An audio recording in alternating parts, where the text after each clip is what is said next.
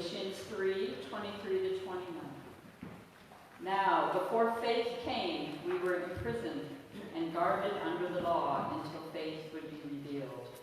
Therefore, the law was our disciplinarian until Christ came, so that we might be justified by faith.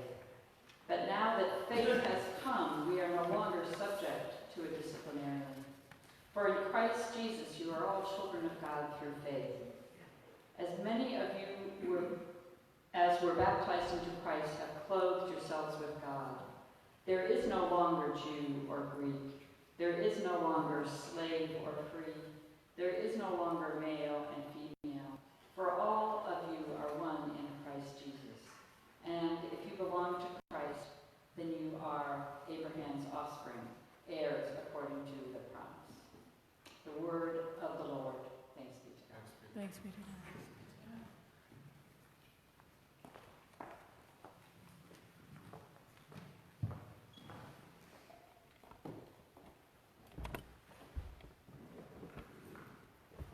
Good morning. Good morning. Last week we celebrated Pride. How many of you were there? Yeah, I saw your pictures on Facebook. Pride is an opportunity to celebrate the gifts that our LGBTQIA friends bring to this world, and an opportunity for them and us to be proud of who they were created to be. I saw many pictures on social media, and at Pride there were many different people, and that diversity was embraced and celebrated with a rainbow of love. But because we celebrate, does that mean that there is equality? The equality that Paul talks about? Juneteenth was last week as well. How many of you went to a Juneteenth celebration? Great. I saw those pictures. I know there were more of us. Karen went, but I know there were more of us. Juneteenth, a mashup of June and the 19th, celebrates the belated liberation of enslaved people. Ooh, I'm missing a page.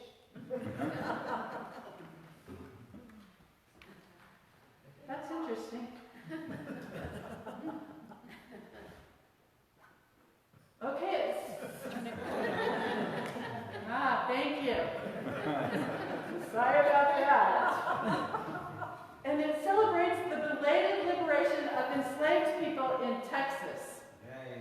And by late, I mean 2.5 years late.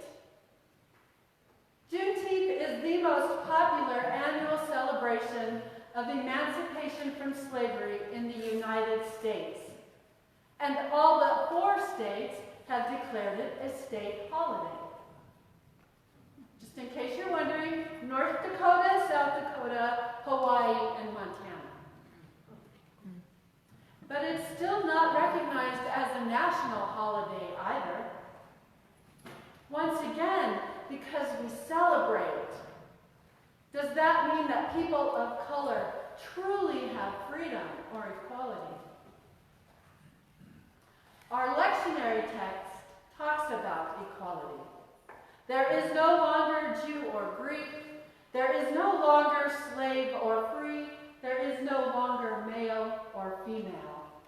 For all of you are one in Christ Jesus. But before we go any further, I want to talk about Paul, the author of Galatians. Or, as Pam Eisenbaum, one of my professors at Iliff, calls him, the misunderstood apostle.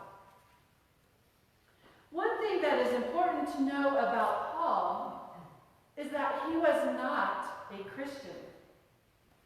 Eisenbaum states that Paul is unambiguously Jewish.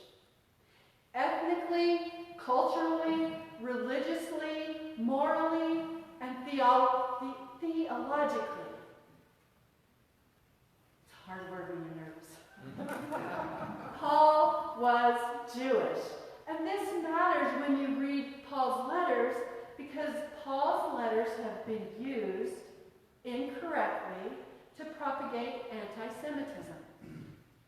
For instance, our text today begins, "Before faith came, we were imprisoned and guarded under the law." However, Paul, being Jewish, would not have felt imprisoned by his faith. The word translated as imprisoned is generally read as held closely together, or even drawn tightly together. This is far from being imprisoned. And guarded actually means the way the shields in a shield wall were locked together.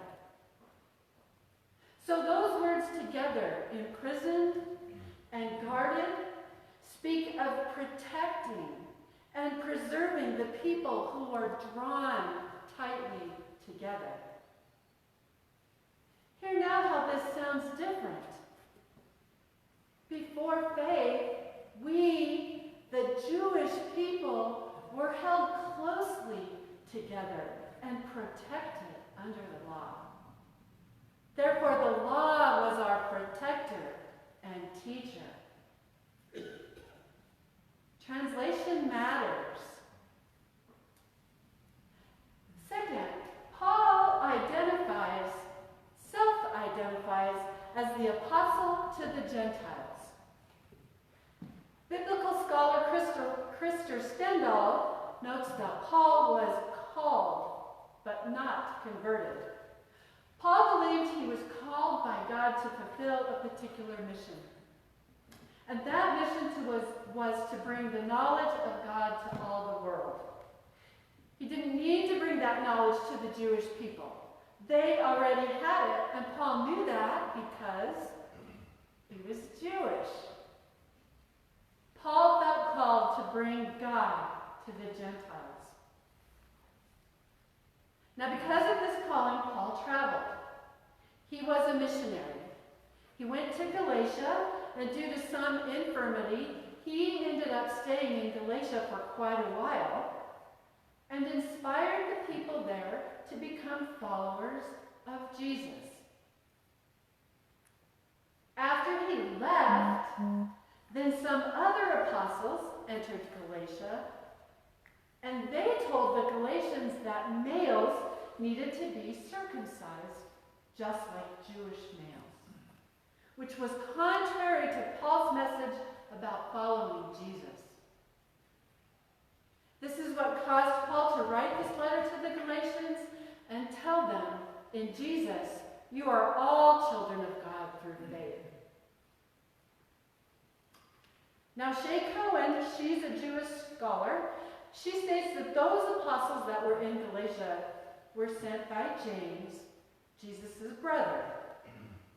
Now, in the first century, if you were an apostle, the best way to establish your authority is through apostolic succession. So, in other words, if I was an apostle sent by James, Jesus' brother, I could say, "Hi, I'm Terri, sent by James, who knew Jesus." It's 6 degrees of separation, only with Jesus rather than Kevin Bacon, right? But Paul, however, couldn't say that because Paul didn't know Jesus, which is why it's so important for Paul to be able to say, I'm an apostle to the Gentiles sent directly by God. Paul's claim that he was divinely appointed establishes his authority. And here's the last thing to understand about Paul. Paul was apocalyptic. He believed that Jesus would be returning, and soon, imminent, any day, and the world would end. And being a Jew, Paul knew that the Jewish people were already covered under the law and the covenant with God.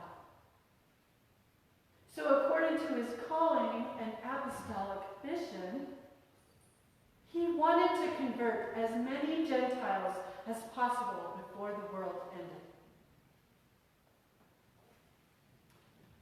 So, with all of this background information, let's return to today's lectionary. I have to say that it sounds so hopeful. There is no longer Jew or Greek, slave or free, male or female, for all of you are one. This passage ends with a ringing celebration of oneness, even in the face of very real differences.